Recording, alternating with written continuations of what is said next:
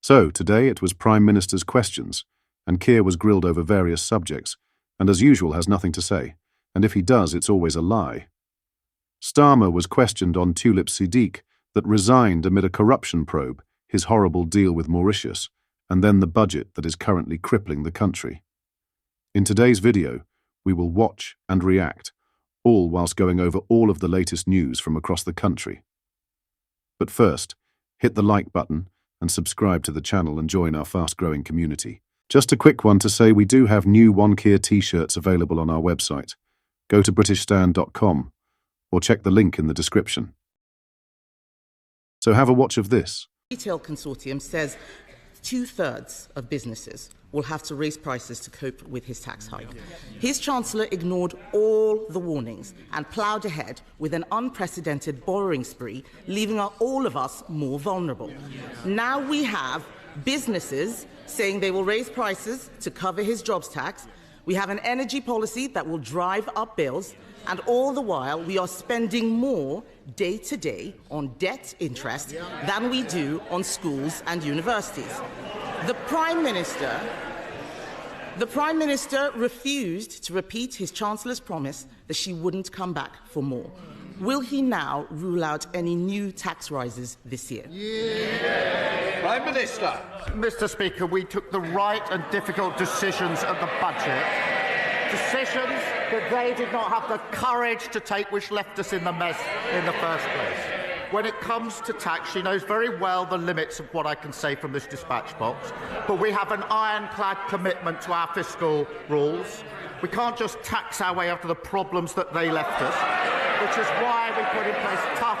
They were howling at the spending decisions. They wouldn't take them, and we'll stick to those spending decisions, and our focus is absolutely on growth. But their record, they flatlined the economy. They flatlined the economy, a mini-budget that crashed the economy, worst cost of living crisis in living history, and they left a £22 billion black hole, not taking lessons from them on the economy. Mr. Speaker, the Prime Minister knows very well the OBR found no such black hole. And he talks about a budget 3 years ago. The borrowing costs last week are at a 27-year high for 30-year gilts. The Chancellor is apparently promising to be ruthless in reducing spending. Let me suggest something that he should cut. There is no way that we should be giving up British territory in Chagos. He is rushing a deal which will be disastrous and which will land taxpayers with a multi-billion-pound bill. Why does the Prime Minister think British people should pay to surrender something that is already ours? Mr. Speaker, we inherited a situation where the long-term operation of a vital military base was under threat because of legal challenges. The negotiations were started under the last government. The then Foreign Secretary came to this House to say why he was starting negotiations and what he wanted to achieve. And he said the aim was to, quote, ensure the continued effective operation of the base. That is precisely what this deal has delivered. Mr. Speaker, there is no one he can blame for this dud deal except himself. At the budget, Labour were congratulating themselves for having the first female Chancellor, instead of ensuring the country had someone actually qualified to do the job. The Prime Minister...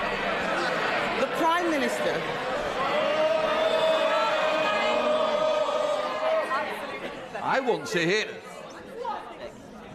Sorry. I want to hear the Leader of the Opposition. Mr. Speaker, the Prime Minister claims he has full confidence in the Chancellor, but the markets clearly do not. Yesterday, the Chancellor repeated her promise to have just one budget per year to provide businesses with certainty. The talk in the city is that she can't meet her fiscal rules, and there will need to be an emergency budget. So does the Prime Minister stand by the Chancellor's commitment that there will be only one budget this year? Prime Minister. She'll be pleased to know the Chancellor will be in place for many, many years to come. She'll outstrip them. Mr. Speaker, if we all thought the politics was about cheap points, I could criticise their chancellors, but I don't have enough time to go through all of the chancellors that they had. We have one budget, that's what we're committed to, strong fiscal rules, and we'll stick to them, unlike the party opposite. Mr. Speaker, at a time of turmoil in the markets, the Prime Minister was distracted by the crisis around the former City Minister. What does it tell us about his judgment that yesterday he said he was saddened that his close friend resigned? This was an anti-corruption minister under criminal investigation for corruption. Mohammed Yunus, the Nobel Prize winner advising Bangladesh, said London properties gifted to the former City Minister may be proceeds of robbery. So, will the Prime Minister offer Bangladesh the full support of our National Crime Agency in ensuring that any properties bought with stolen funds are properly investigated? Prime Minister. Mr. Speaker, the former City Minister referred herself the independent adviser.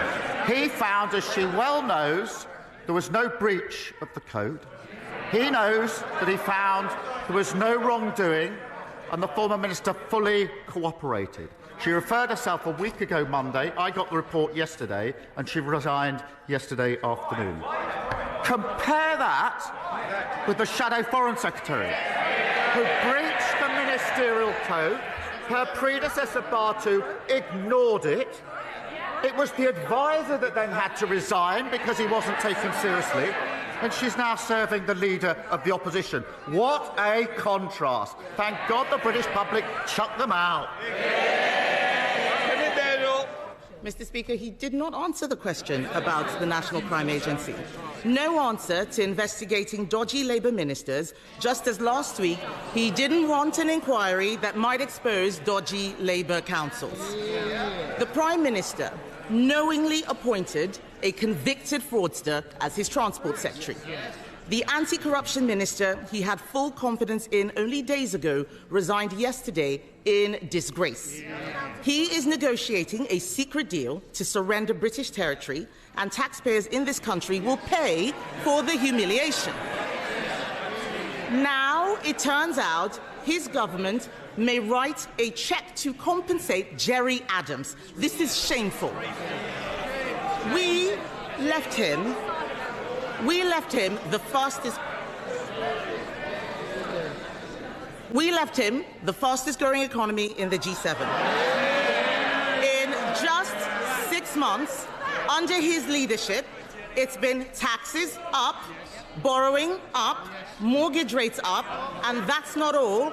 Business confidence is down, jobs are down, growth is down. Can the country afford 4 more years of his terrible judgments? Mr. Speaker, among that barrage of complete nonsense, there is one point that I need to address, because it's the Legacy Act, and it will be of real interest across the House. That Act was unfit because, or not least because, it gave immunity to hundreds of terrorists and wasn't supported by victims in Northern Ireland, nor, I believe, by any of the political parties in Northern Ireland. The court found it unlawful. We will put in place this is a serious point. We will put in place a better framework. We're working on a draft remedial order and replacement legislation, and we will look at every conceivable way to prevent these types of cases claiming damages. And it's important I say that on the record. But as for her claim and her nonsense, they crashed the economy. Mr. Speaker, I got a letter this week from a Tory voter in a Labour seat. I hope they don't mind me saying who it was. It was Liz Truss. Mr. Speaker, it wasn't written in green ink, but it might as well have been. She was complaining that saying she'd crashed the economy was damaging her reputation. It was actually crashing the economy that damaged her reputation. Mr. Speaker, what have we heard? All they've got is complaining. No defence for their sorry record. They don't even acknowledge it. No ideas, no They're like a blank piece of paper, blowing hopelessly in the wind. No wonder the country put them in the bin. Jim Dixon. In other news, a union chief has said prisons must end their policy of hiring officers over Zoom after hiring a member of staff who was unable to lock a door. Mark Fairhurst, national chairman of the Prison Officers Association, said that prison officers were being hired with no in-person interviews and only given 6 weeks of training. Fairhurst argued this process was simply not fit for purpose, and that it was unsurprising that corrupt and underqualified staff was being hired. There have also been examples of prisons hiring physically disabled people who could not meet basic security requirements and were unable to manage prisoners. The chairman said, "We recruited a person before Christmas who got sent back to their establishment from the training college because they were not capable of locking or unlocking cell doors. They were incapable of controlling restraint training, and they were incapable of conducting a rub-down search. That governor has had to dismiss that member of staff because he discovered that that staff member had been recruited and has cerebral palsy. We are setting people up to fail." Fairhurst also warned that it was inevitable that drones would start being used to smuggle guns into jails and help prisoners escape, stating that prisons should invest in technology to block drone signals. Giving evidence to the House of Lords Justice and Home Affairs Committee, he said, "It is only a matter of time, and I will state it publicly, before a firearm makes its way into a prison. We know there are drones out there that have a capability to lift a 75-kilogram load. That is somebody off the exercise yard. So it is only a matter of time. It is only by the skin of our teeth my members haven't faced a real threat to life because of drone deliveries, so we want urgent action taken to rid the threat of drones." A recent report by the prison watchdog revealed that the police and government had given up control of the airspace outside 2 high-security institutions to organised criminals who flew in weapons and drugs. The report prompted an emergency statement in the House of Commons by Sir Nicholas Dakin, who told fellow MPs that ANIT drone nets, grills and prison windows were frantically being installed at HMP Manchester and HMP Long Lartin in Worcestershire. Shadow Justice Secretary Robert Jenrick said, "If organised crime gangs can deliver phones and drugs to inmates' cells, they could be delivering serious weapons and explosives as well." The Chief Inspector said the potential for escapes or hostage-taking is an enormous concern. This could not be more serious. In 2024, 165 prison officers were fired for misconduct, a staggering 34% increase from the previous year. In addition, half of all new recruits now leave the service within 2 years, and 34% leave within the first 12 months. Fairhurst said foreign officers were turning up on their first day, assuming they would be given accommodation. "We are recruiting from overseas, and you are getting recruits from overseas, we have heard, turning up at the gate with suitcases and family in tow asking, 'Where is my accommodation?' he said. He revealed that some foreign officers were forced to sleep in their cars, and some even set up camps in the woods near the prison where they worked. He hit out at hiring practices, saying doing interviews over Zoom was not good enough. Fairhurst added, "Is it any surprise that staff are getting corrupted if they only adhere to 6 weeks training? 6 weeks training? Then you are a fully qualified prison officer. We have very little support on the landings to nurture you because we have a severe lack of experienced staff. We don't get enough training on how you get conditioned by prisoners." The prison service said, "Our prison officers undergo robust assessments and an extended period of training before they work in prisons. We also continuously review our recruitment process to ensure our officers are best suited to their role and have strengthened vetting procedures to root out applicants who fall below our high standards." What are your thoughts on what we discussed in today's video? Let me know down in the comments section below. If you've not yet already, make sure you do drop a like on this video and subscribe to the channel for more British content. Thank you. Take care. Goodbye.